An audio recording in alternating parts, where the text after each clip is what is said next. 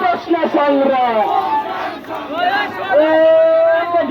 লেগেছে দিয়েছি তো রক্ত, রক্তের বন্যায় দেশে যাবে অন্যায়।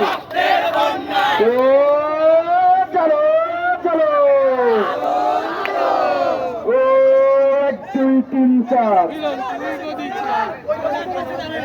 কারোর সাথে কোনো আপোষ হবে না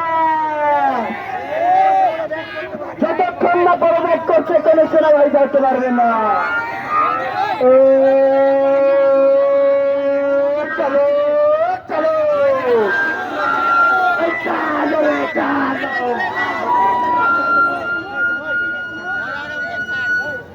চলছে, লড়াই চলবে, আমাদের সংগ্রাম চলবে।